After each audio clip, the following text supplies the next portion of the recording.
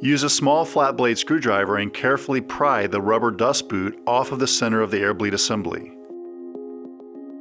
Lift the black collar up 1/4 inch like this. Grasp the collar and twist it 1/4 turn and lift it off.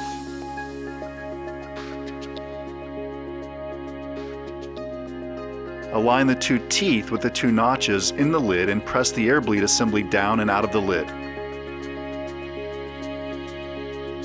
Pick up the bypass switch. Remove the lower portion and make sure the O-ring is in place. Insert the threaded part into the lid from the bottom.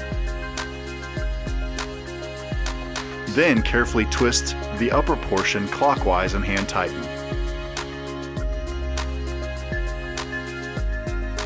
Test it by flipping the switch like this. You should see a black plastic rod sticking out when the switch is off.